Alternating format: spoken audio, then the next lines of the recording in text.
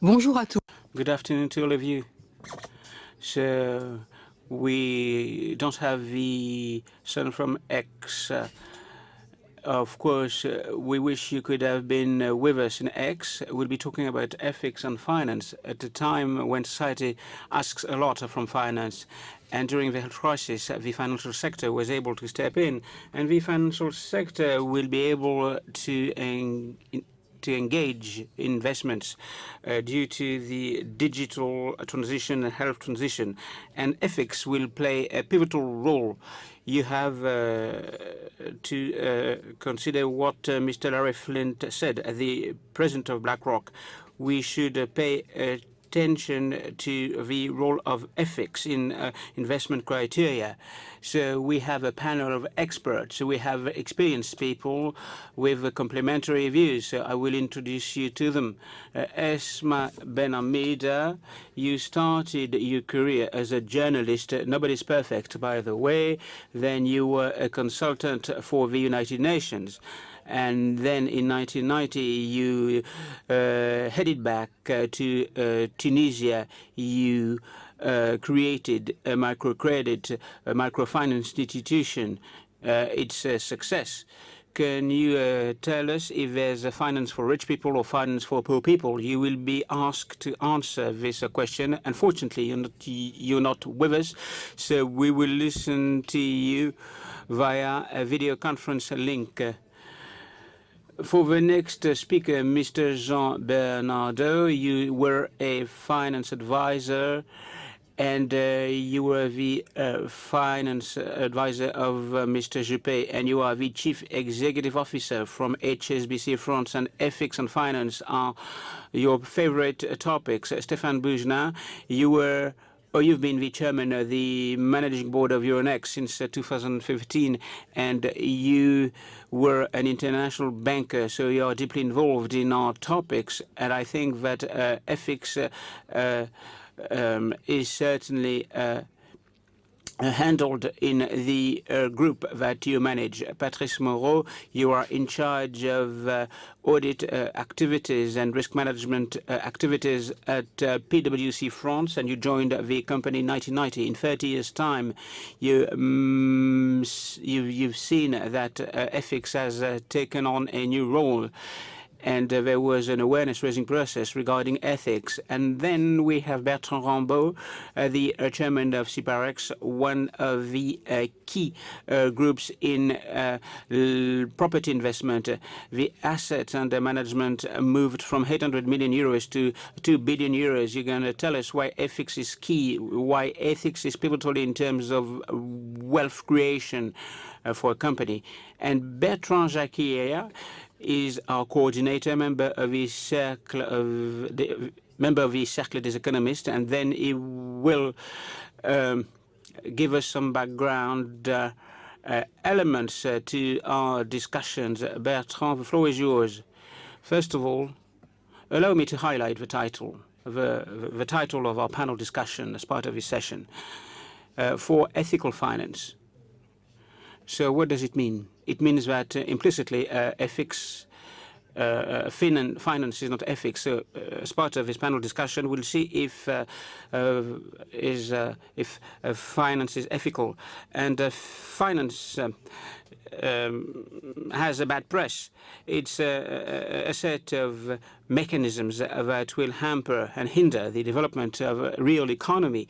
And today, and also in the Middle Ages, I can tell you that we have to choose between the stock exchange, evil, what is vicious, sin, injustice, and the lack of ethics, and life. So virtue, what is good. And this doesn't characterize finance, and finance is badly perceived. And finance boils down to avidity. And I'm not going to list all the financial scams. Joseph Stiglitz, an economist American who has been criticizing American capitalism, he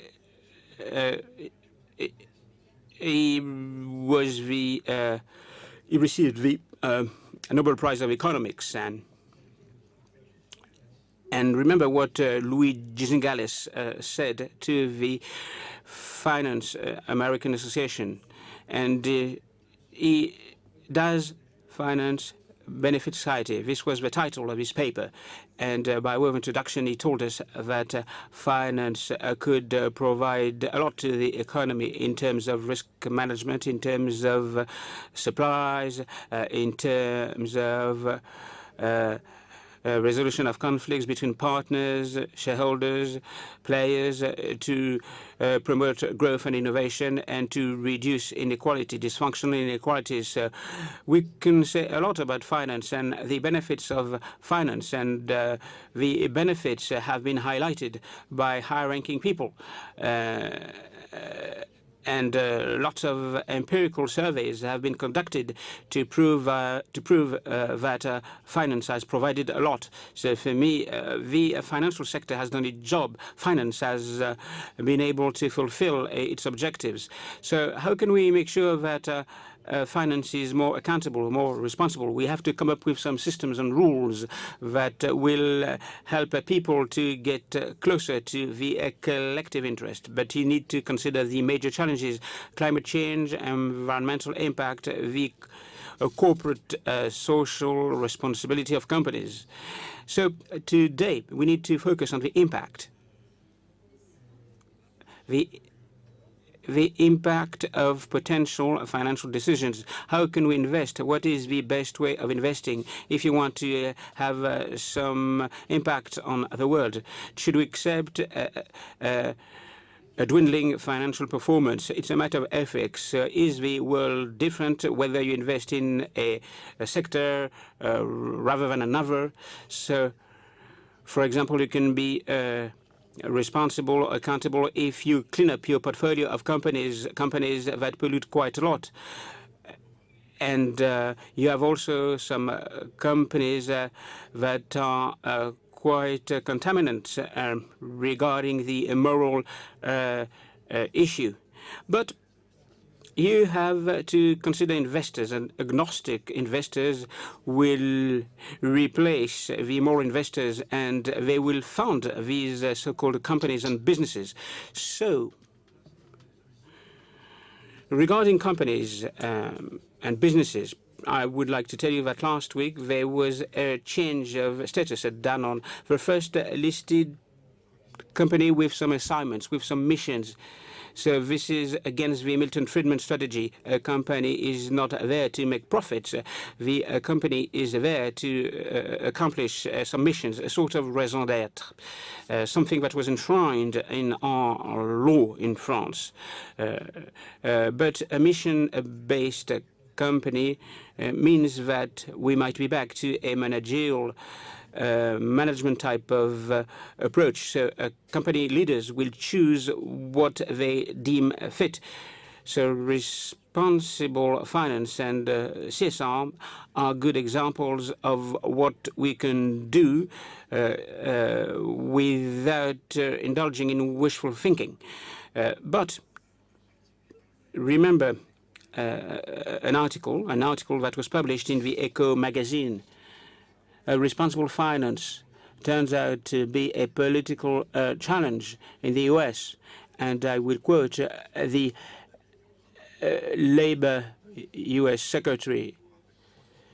So the providers of saving products, or it's not possible to sacrifice yield or to accept additional risks via investments that will promote social or political objectives. So we are back to the debate that was initiated by Milton Friedman 60 years ago. Thank you, Bertrand.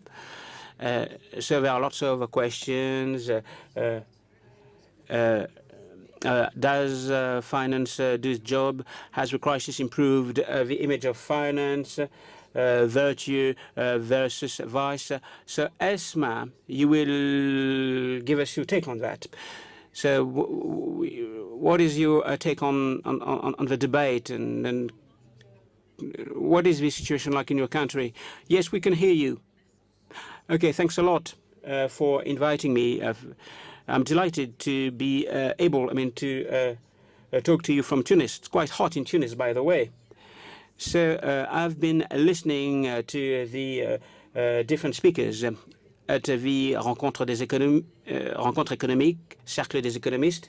So allow me to highlight a concrete and tangible case in order to shed light on the debate that we are having today, ethical finance. I don't think that there should be a finance for rich people or finance for poor people. Finance should be inclusive, fair for all. Because we know that rich will get richer and the poor will get poorer. And this entails a risk in terms of social peace, in terms of stability. And those consequences could even affect rich people. So of course, from time to time, very often, finance tends to favor rich people and people who don't have the or who cannot benefit from social care. So microfinance was created in 1970. So with this type of finance, inclusive finance can provide some help and assistance to poor people. So the poor will pay for these financial services in order to produce, to generate regular income, and the cost of these services might seem quite high, but they can get access to capital. That's very important. For poor people, it's important to get access to capital. When capital is being given to rich people, they can get richer, but if capital is not given to poor people, they cannot get richer, so they can move out of the poverty circle. And women have been excluded from traditional financial systems. Most of the time, these traditional financial systems are managed by men. So our NGO, Enda, it's a development NGO. It was created 30 years ago. And in this, in 1995, we introduced a financial inclusion model. We didn't know that. And we created the largest microfinance institution in the country. So in 25 years' time, we managed to serve more than 900,000 Tunisian households among the most vulnerable areas, in the underprivileged areas. 25 years ago, we started with $20,000, and we managed to grant 3.5 million loans worth 5.5 billion dinars, i.e.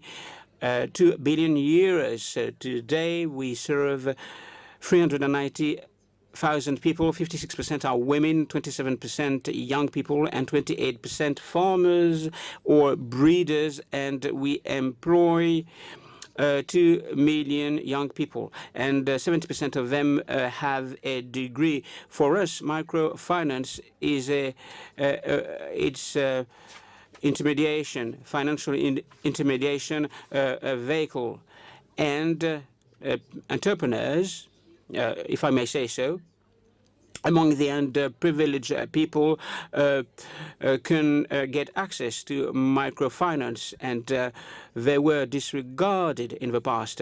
So through these instruments, we can serve these populations, and they can take risks. So microfinance is expensive because when you grant a loan of 200 dinars,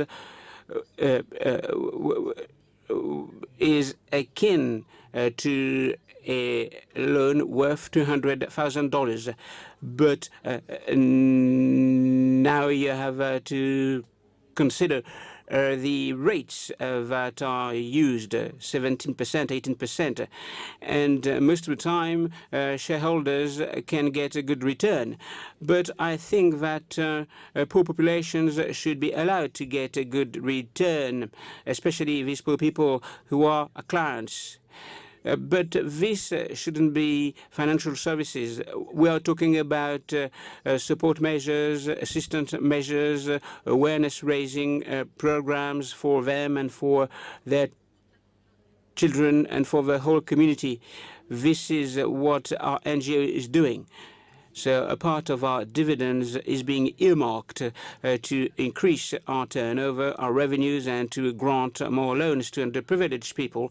But the we can also finance people who follow some training programs, and we want them to be experienced entrepreneurs, and we can help them to better manage their companies. A microfinance scheme, I'm not quite sure that, I can't say that it is fully ethical, but it means that poor people can finance their own development. Remember the crisis in 2008 and 2020. So when banks are facing some problems, they can get lots of assistance from governments. That's not the case for microfinance institutions, and we hope that the government and the government authorities, should foster the creation of companies. And we don't want poor people to be immersed by bureaucracy, by red tape. There should be a fair and equitable partnerships. Craftsmen, small producers, small farming producers are very often exploited, and we should reverse this trend, because it will be a win-win combination for the state and for public finance. Enda didn't cost anything to the financial to the state. So we want people to better understand these small entities, and people don't respect the micro entrepreneurs because they are small, but they play a key role. After the COVID crisis, we reckon that the population of unemployed people will move from 600,000 to 1 million people, 1 million people being unemployed. So how can we finance the number of jobless people? So microfinance could be a solution. So ethical finance will serve the majority of people who are excluded from capital, who are eager to launch companies and to create jobs and to get some income. So Enda contributed to the creation of 100,000 jobs with 90,000 entrepreneurs over the past 25 years. What is important is the social and economic empowerment of women. That's very important for an Arabic Muslim country, because women, through these loans, they can generate extra income for their families, and they can use this income to put their children to school, and they can also care for their children in terms of health and housing.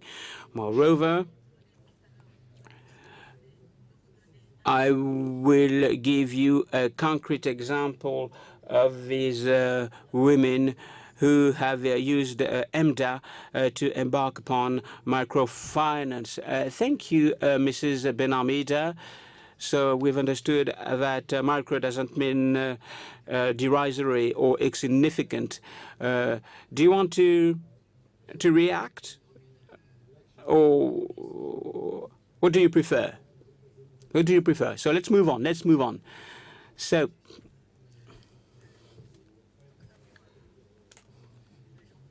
BEUNARDEAU. So what about finance? Is finance a parasite of the economy? What we've heard is great about microfinance, but allow me to expand the debate. Let's be optimistic, but let's put things in perspective. Finance, like any other industry, has made significant strides over the past few years regarding consensual ethics, i.e. the elimination of behaviors that are being disapproved of. It was a long path, and regulations and laws managed to span the field of non-ethical behaviors, and some sanctions are meted out. So these principles were listed. There are different principles: market integrity, customers' interest, transparency of prices, revelation of conflicts of interest. So we know exactly what is bad in finance, and we know what are the bad practices, and they are forbidden. So these strides have been chaotic. It depended on the crisis and scandals and scams, but we shouldn't underestimate the positive effects of reputation, morale on behaviors beyond the fear of being sued. So making the most of an inside information, unveiling bad information, bad news is not ethical. But in March 1814, Lord Cochrane, a British officer who gave some information to the stock market, and he said that there was they defeated Napoleon, but it was a false information. But he was condemned. He was sentenced to 1 hour. He was pilloried, and he was criticized. But we had to wait until 1993 for insider trading to become a misdemeanor. So you have to remember Mazarin. Mazarin was very rich because he managed to anticipate the devaluation and revaluation. It was perceived as a scam without any sanctions. And of course, reputation was not sanctioned, even though history gave him a good deal. But now we are protected through independent central banks. The debate on ethical finance has shifted to another field, i.e. channeling finance towards laudable causes. Even though there is no consensus, then you have to make some decisions among different priorities. When you build a coal burning station in Bangladesh, it means that people will get access to electricity, but this will fast-track climate change. So how can you manage these contradictory interests when you don't have any international law? It's a dilemma for the people working in finance. Each institution is trying to sort out these problems, taking into account the different stakeholders in order to find the best solution between interest and contradictory objectives. Whatever the answer, it has to be transparent. It depends on the choices. So no answer will satisfy everybody, but of course everybody should know what are the ins and outs, and different people should advance the cause. So people who entrusted us with their money will be well informed. So general interest is long and complex, and I think that it's important to be flexible. Otherwise, you will trigger off violence. So good should be inclusive, even though it is poorly perceived. Thank you. Très bien, merci beaucoup. Thank you. We remember that advances are chaotic but real, and thank you for the historical background. Stéphane BOUJNAH, you're chairman of the managing board of Euronext. So, vice or virtue. Bertrand presented the subject in a very binary way a while ago. Why not? He reminded me of something Churchill said. Some view the boss and the banker as a wolf that must be slaughtered, others as a cow that must be milked. But you might as well look at the banker and the boss as a horse pulling a cart.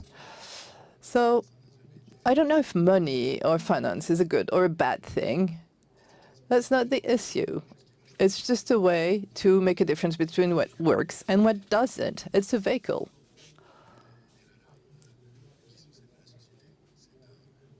It reflects society's value, and it's just a tool. I wanted to point out two recent developments in the past few months. We are seeing two things that are quite singular.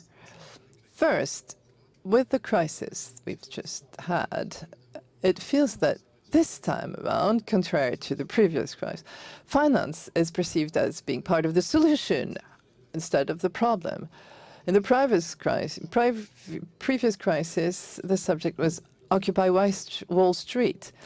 I had my business was in the same business as Standard & Poor's, and there was a demonstrator who pressed the wrong button on the elevator and it arrived in our offices. And so we had to explain that he had pressed the wrong button and he was also in the wrong debate.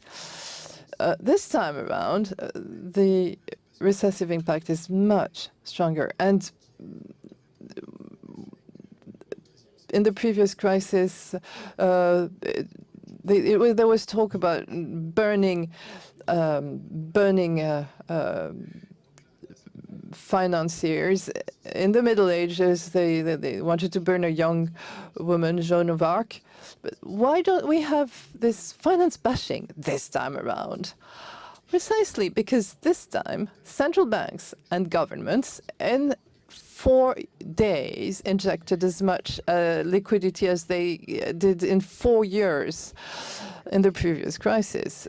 Previously, there was a debate on moral hazard and should banks pay themselves from their wrongdoings. This time, this debate was done in just 2 hours. In this crisis, the ambition is to save human lives in the conditions determined by our elected representatives. Finance isn't part of the problem, it's part of the solution. What governments did, in France, it's called furlough, when people are receive unemployment benefits, and government-guaranteed loans, bills are paid by everybody. We have to have a system behind that funds this. In a country where 57% of the GDP is already part of the public sector, we have this machine that takes money from investors and pays furlough benefits. This makes us a resource. Finance is part of the transformation and the solution to this ethical problem, which is saving lives. So now we're talking about stimulus plans. We are increasingly talking about green initiatives. What is energy transformation? It's capex, it's investment. It's a lot of money that we have to invest for long periods with a lot of risk, with cash flow profitability prospects that mean they cannot be financed with the usual debt instruments. This means that we are going to have to invest equity. What stock exchange have been doing since stock exchanges were invented since the colonial expansion of the 19th century, when we had to fund ships for trade. What stock exchange does is financing risk in the long term. We see that there won't be any financing for energy transition without risk-taking, innovation, technology, with a low visibility on returns. So that's equity. That's capital markets. Well, good news, there's a lot of money around and investments are looking for yields. Finance is the solution, therefore, for the energy transfer and technological transformation. Second trend is the transformation of investors' collective preferences. The corporate social responsibility, for example, the fact that investors have been wanting liquidity, yield, and performance. Now they want, on top of all these 3 things, they want corporations to contribute to the technology transition. They want them to contribute to a more transparent governance and the contribution to different stakeholders. So that's a new situation, and it's a deep change. And when BlackRock in January announced that by 2021, all of their funds would be compatible with their non-financial objective, Amundi did the same. It reminds me of the conversion of Constantine in 312, when this emperor converted to the new religion.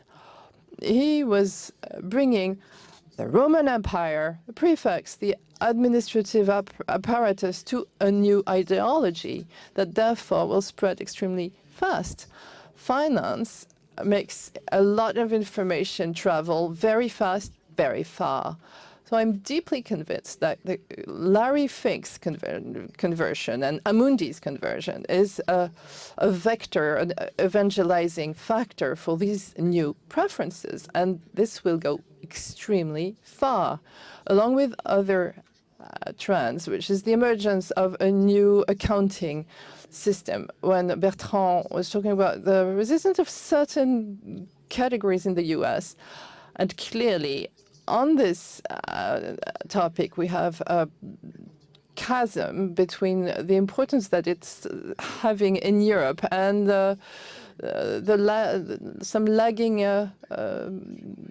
actors in the US. I'm convinced that we in Europe can create a new way to account, a new accounting system, like we invented GSM in telecom, but it won't be done overnight unless all Europeans band together, organize together to create this new corporate social responsibility catechism.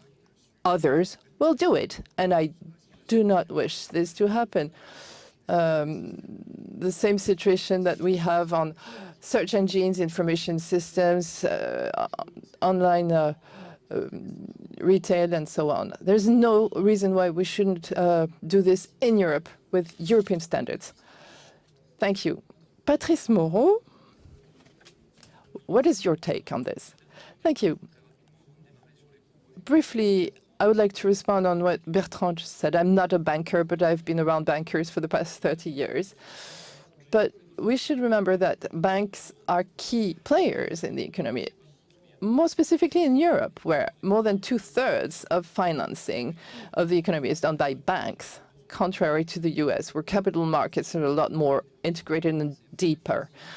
Having strong banks in Europe is absolutely key because investment needs for ecology, social, as highlighted in this crisis, the needs are huge and will not be financed by public governments. And the crisis demonstrated the importance of banks. They were indeed a major tool of governments to save the economy. I'd like to talk about responsible finance because we've talked about ethical finance. I'm looking at it through the angle of the crisis that was an accelerator in raising awareness on the sustainable development importance. And it highlighted the importance of corporations' resilience, their ability to absorb shocks. And unfortunately, there will, in all likelihood, there will be more such shocks. And I'm convinced that resilience will be increasingly important in future to assess the financial health of a company. If you're in oil and gas sector, for example, it's normal to, question what would be the future of the models. Many investors are already using this approach for asset management. They take into account CSR criteria in their investment. And what struck me in this crisis is that for the first time, life was put ahead of the economy. Not everybody agreed, for example, the US and other countries, but that is striking. And I want to say that any other choice would have been unacceptable because we are in a democracy that wouldn't have put with another choice. But when we pressed the pause button with the lockdown, it really put the question of the mission of companies at the forefront. This crisis also proved that we cannot consider that a negative impact on the environment, on working conditions or employment can be sustainable. It will be unacceptable in views of many stakeholders, employees, clients, and investors now. So I'm convinced that these times we're going through is only going to reinforce this trend and raise the question of the meaning of the economy. We've seen that some investors and some companies, some businesses have started to make a choice between economic performance and their impact. And some investors are ready to focus on the societal impact rather than economic impact. And this is now taken into account in the reporting. We at PwC have been working in this direction for a long time. Tomorrow, the value of a company will not only be based on accounting and financial criteria, but will in future increasingly incorporate environmental and societal impact. That is a real challenge for all companies. The financial sector is at the forefront of this deep movement. First, it's subjected to an avalanche of regulation. There's the European Plan for Sustainable Finance that was deployed in March of 2018, that was recalled in the Green Deal by the EU. Why is there so much regulation? Because regulators understood that the financial sector is central in the economy and is therefore a powerful acceleration driver for this transition.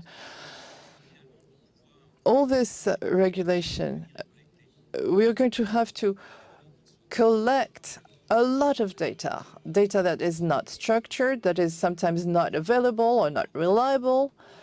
Very important data, as important as the carbon footprint of companies, or to measure climate risk. It will require to have a geographic location of companies and of plants. So investors are going to organize themselves and to collect and to make this data available in a comparable formats.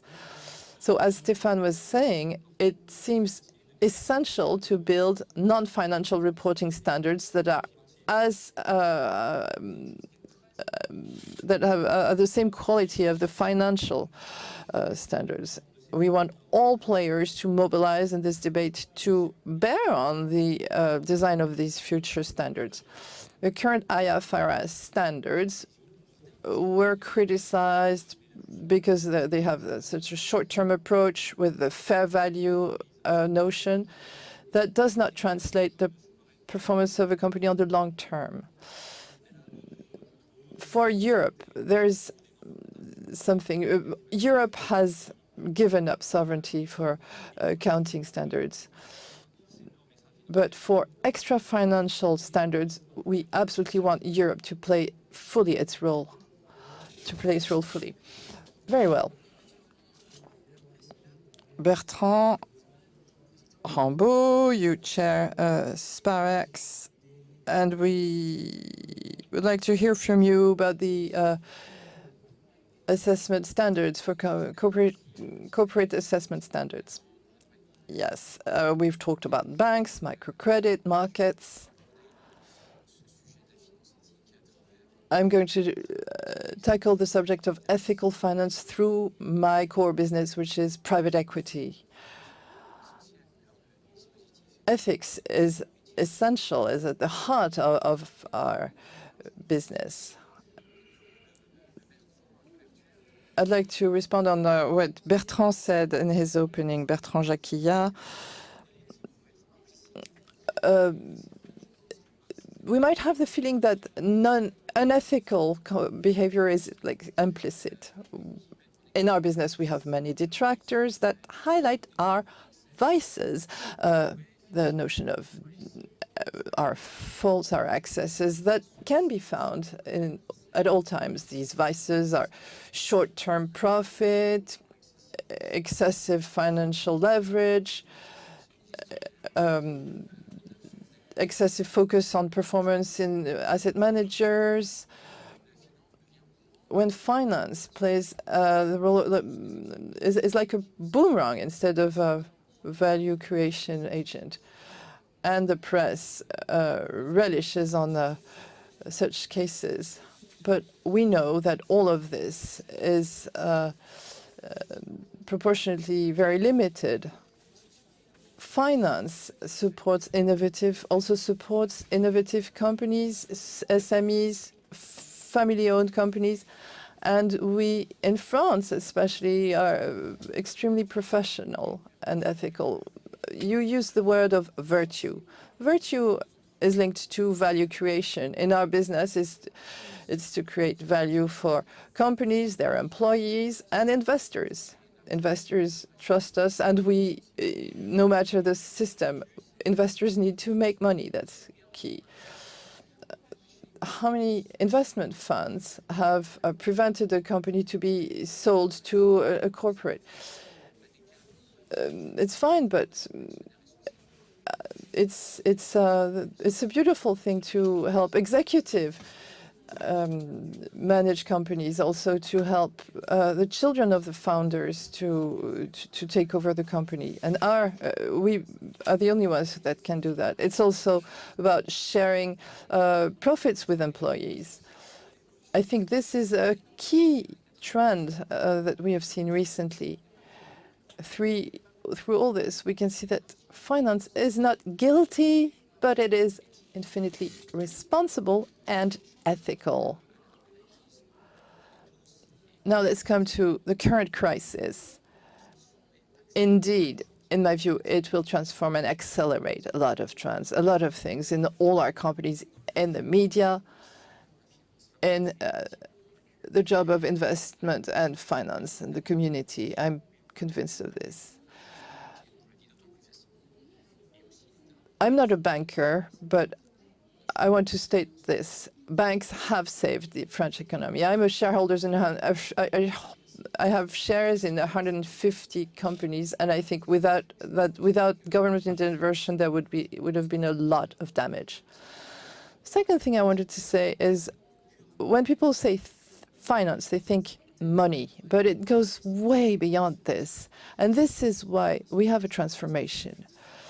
I've been in the business for many years. Initially, our teams were only investors. They did deals, they invested money. Today, our teams are made up of many investors, but also we have more than a third of people who are there to support companies in their digital, HR, transformation, external growth, etc. And tomorrow, I think that half of our teams would be supporting companies in their transformation. And these transformations are real, are deep, and are important, and we all must help accelerate them. That's my conviction. So since finance is an auxiliary driver and does not want to take the forefront in a company, I think we will have a virtuous finance and ethical finance. You all talked about SGA.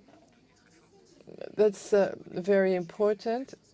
Initially, I thought SGA was a constraint, more reports to fill. We felt that it was just marketing or a fad. I now believe that it's a necessity. What strikes me in the SME environment and family-owned companies, our people are extremely sensitive to this. It has become a management tool. So it is very important, in my view, to support it and to follow it. Yes, in future, the value of a company will no longer not only be defined by its EBITDA, but also by non-financial criteria. Two more points. We are an industry that has mostly smaller companies than the banking community, but we also have a societal role.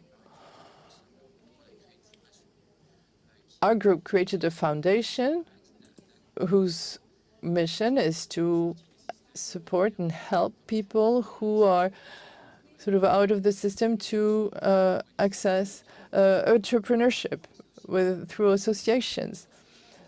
I believe that it is also our role, and we're fortunate enough to have the resources to that. And this is not just to help our own conscience, but it's the real role that we have in our community.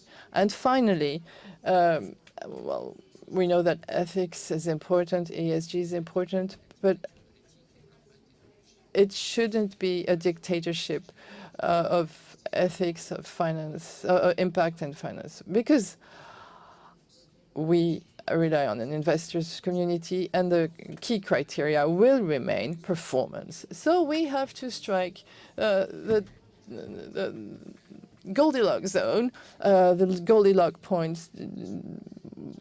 This change is very welcome, but we do not want to err on the side of too much regulation. We are all stifled by regulation. Your compliance teams, for example, are plethoric. I think this should be limited to. So undoubtedly, we're moving towards a more ethical finance in all compartments, including private equity, which is my field. Thank you very much. As I was listening to you, made me think of two things I'd like you to tell us more about. For example, the extraordinary responsiveness of the financial community with this crisis. That was very welcome. And the question, does Europe really have the means to impose this new catechism of the social and environmental standards? How can this be reconciled with the diversity of ethical values in the world, across the world?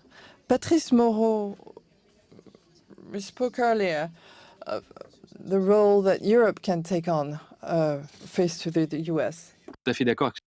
I do agree with Stéphane Boujnah. The ESG data is strategic. It's a strategic challenge for Europe. I can tell you that Europe is ahead.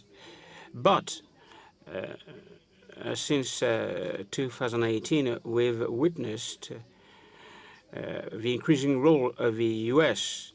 BlackRock, a global company in terms of investments and finance, the chairman has communicated there's a clear roadmap. They want to take into account ESG-related issues, taking into account performance and resistance to crisis. But all the credit rating agencies, Robecosan, Vigeo, so they were taken over by big credit rating agencies from the US, Moody's and Standard & Poor's.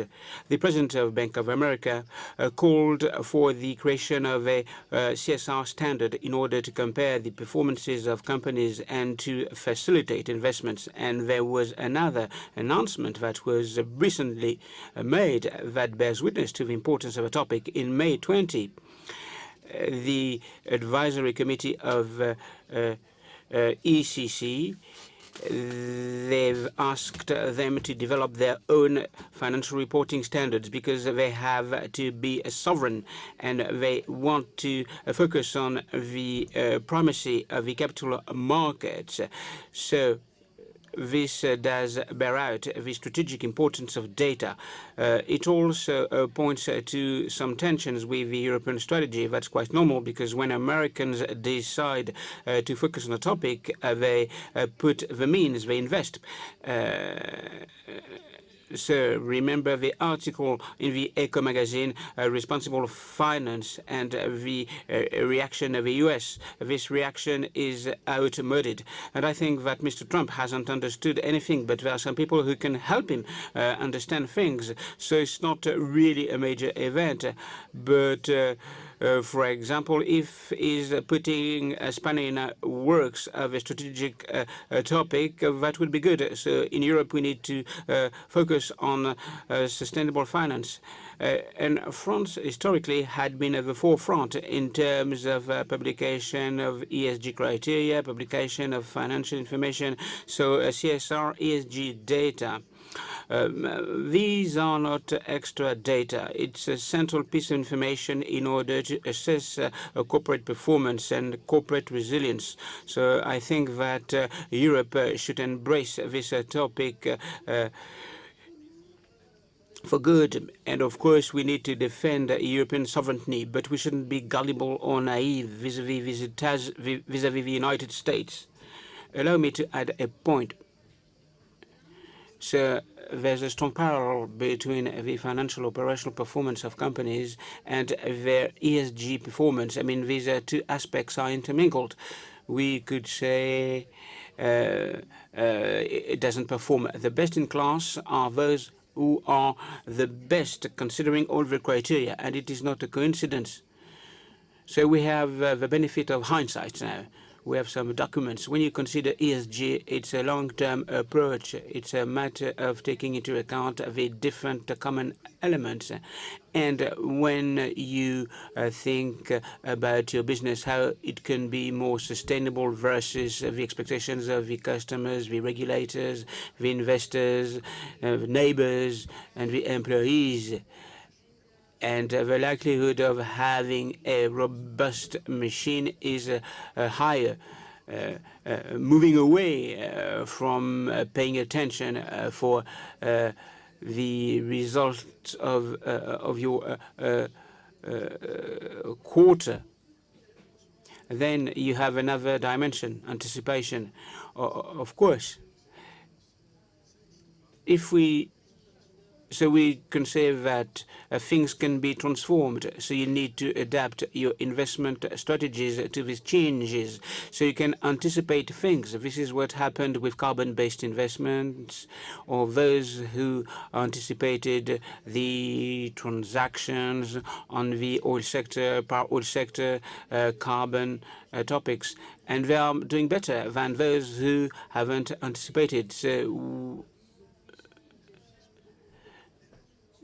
I wish you could be right. So I do agree with Stéphane and Bertrand. And normally there should be a relationship between financial performance, long-term performance, and anticipation of the extra financial consequences. Unfortunately, empirical studies do not provide us with some tangible, definite outcomes. But Bertrand, I'm surprised about what you've said. Can we mention some success stories that were not based on the long term and ethical behaviors, 5 years, 10 years, 50 years? So any real successes or success stories that we could highlight? What's happening really? So I would like to adopt a Promethean approach. So I'm in favor of big works and big programs, and I think that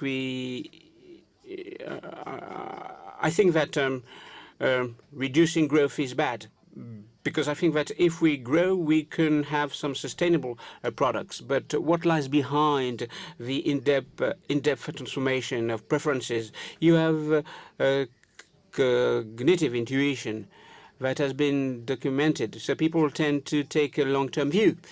And that's something that was possible with family capitalism, at the dawn of capitalism. Remember capitalism based on restriction in the 1950s, in the 1960s. So long-term investors were able to invest, and state and families focused on the short term. So remember, we had young people who asked us lots of questions about these topics when they were recruited. They told me, I want to join your company, but if you are green enough. So it has to be tangible. It shouldn't be a story only. So like any other company, we decided to embark upon an ambitious program. We focused on products. So we did take action. 15 days ago, or 1 month ago, we gave 10 Euronext shares to the employees. So 100% of Euronext employees who contributed to the growth of Euronext. I mean, they have Euronext shares. When I arrived, it was 11% of people, then 25 people. So 10 Euronext shares 900 euros, 75% of the minimum wage. If I had done that 5 years ago, people would have told me, what about this left-wing manager who want to be the grandfather of poor people? So 5 years ago, it was inconceivable, but today this is ESG. So what do I mean by that? There are some in-depth trends that are going on, so we need to take on board all the employees. I'm not a big group, but I don't belong to a big group, but there's a trend that has started to be more significant, and there's a significant transformation of company. It's a big transformation of our society. So company managers, I mean, don't turn a deaf ear to that. Quite the opposite. So in summer 2018, I changed my approach following an article that described the changes in the 1930s. And then he talked about the debates. There were some people who said children should go to school, they should go to schools managed by priests instead of working in fields, and other people said, no, children have to work because they have to feed their families. So there was a long-term debate at that time, and there was a liberal ideology that was emerging in order to modernize the industrial society. So people decided to be immersed in something that was totally new for them, even though it seems to be very mundane today. So the transformation of collective preferences is quite profound, and it will come to the fore in Europe as well. So, Essma, you are with us? Are you still with us? Do you want to step in? Do you want to chip in? Yes, I'm with you. So, can you hear me? So the bottom line is that there's a division between big finance and small finance. Ethical or responsible or accountable. So in the minds of financiers, there has been a change of a mindset in Europe and in France, and I hope that the societal role will increase, and I think that we'll be able to be more responsible vis-à-vis people who are poor in society, people who are underprivileged in France, in Europe, or elsewhere in the world. In the long term, I think that there would be lots of people who can't get access to employment and income, so people will rebel themselves. So financiers should leave their ivory tower, and they should be in touch with tangible facts. Of course, it's important, I mean, to give some compensation payments to employees, but each bank, each industrial institution or financial institution should think about the people who are around them. So what can we do so that your finance is more ethical, more accountable, more responsible? What can you tell us about that? Do you want to answer? Who would like to answer?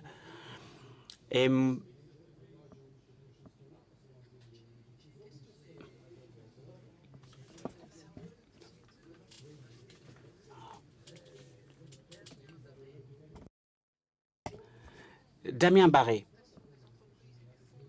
So companies and investment funds would like their investments to be green. What are the risks for the sectors? What are the risks for financial stability? What could be the alternatives when it comes to redeploying those funds?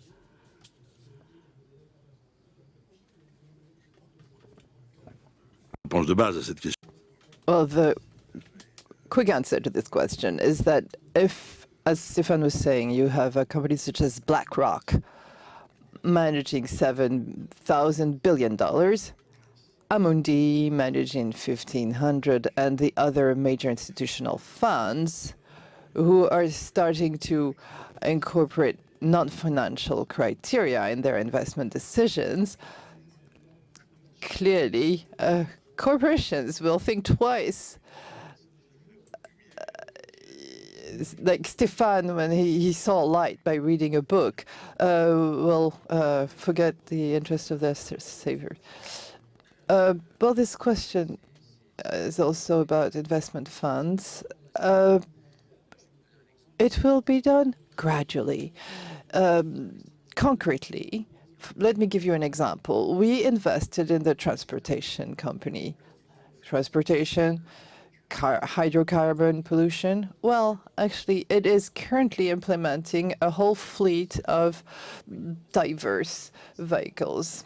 Now, it's they're at 15% of the vehicles. We have to push this to make it understood by clients, because of course it's more expensive than hydrocarbon, the classic. So we have to push this impact. Let me remind you, the definition of impact is intentionality. So it will not happen overnight. We personally, corporation after corporation, we have all these themes that we want to transform, and that we are following up over time with the teams that are supporting this. So it won't happen overnight. It's in the mind of business leaders, employees, shareholders. And this is true for companies, governance, and everything. And also it relates to the social dimension that we mentioned, we all know. We all know that it's the major subject that's installed for us in September in Europe, North Africa, and everywhere, because it's a major concern for our entrepreneurs, our companies, and our economies. One comment on the question asked on the risk factors. The difference with the religious analogy of Constantine and so on is that in economy, we don't have life after death. It's right now. So there are a number of risks with this change of the collective preferences. First, the most orthodox and extremist form of these preferences, the emergence of the degrowth ideology and frugality. This is poison that leads to withdrawal of civilization. I don't know how we can fund high-performance hospital, penicillin, transportation technology with Wi-Fi everywhere with degrowth. It won't happen. Degrowth is returning to previous standards and doing with a number of technological transformation. So this is a cause for concern, this idea, this shift towards green, social responsibility. Well, it has impacts on prices, that was mentioned, so we will have to choose between butter and guns. But this ideology of frugality is placing us in the high-risk zone. The approach is Schumpeter's idea. People want different things or deeply different things.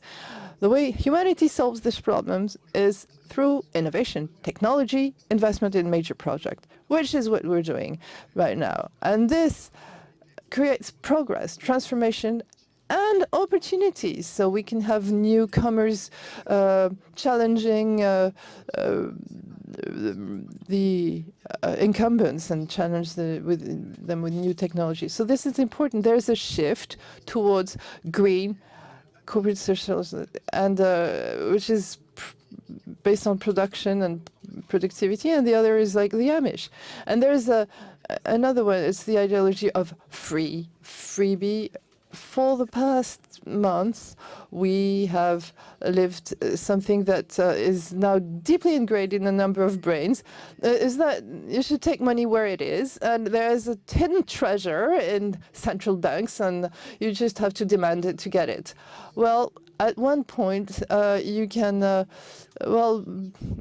push this to, onto future generations or the generations after the future generation, or we can decide to restructure it, which means we won't pay it in full. But we should never forget that these commitments are taken on the back of somebody later on.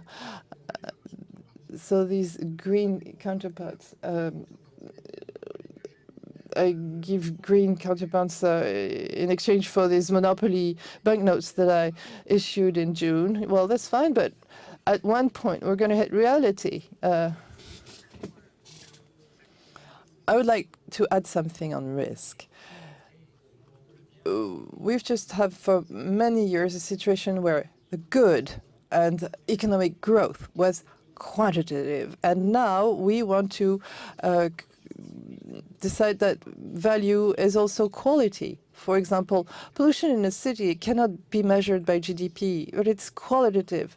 And we can instill this qualitative aspect in the appreciation of the standard of living. We'll reach a situation where not everything is monetary, in monetary terms. Another question from a young listener.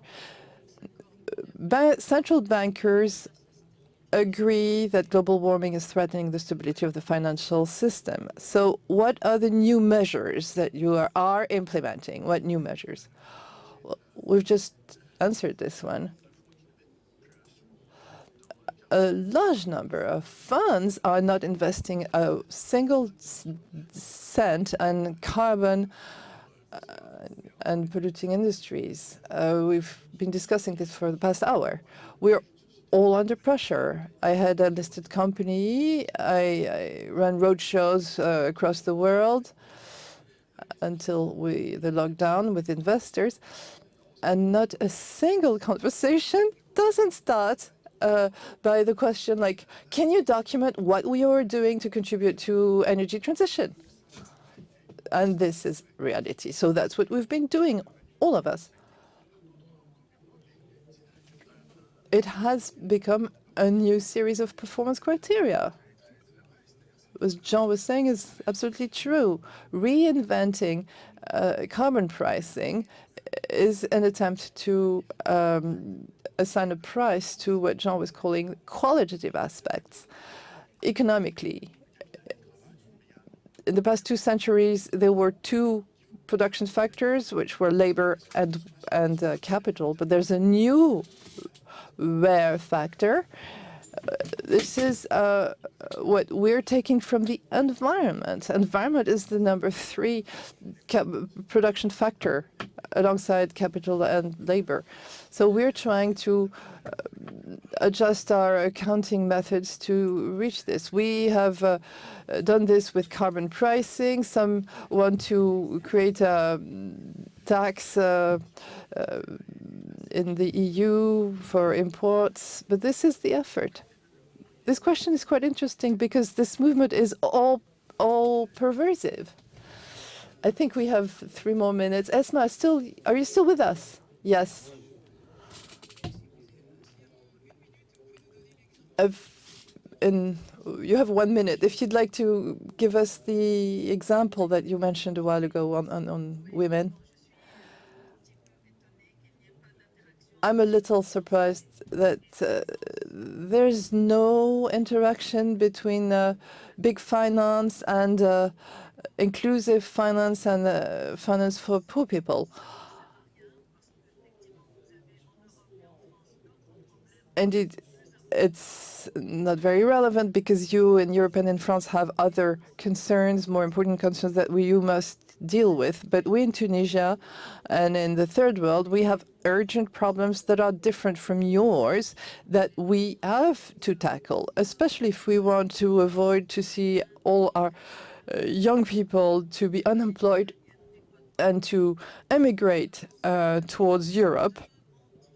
So I believe that we are in different worlds. We have different sets of concerns to tackle. And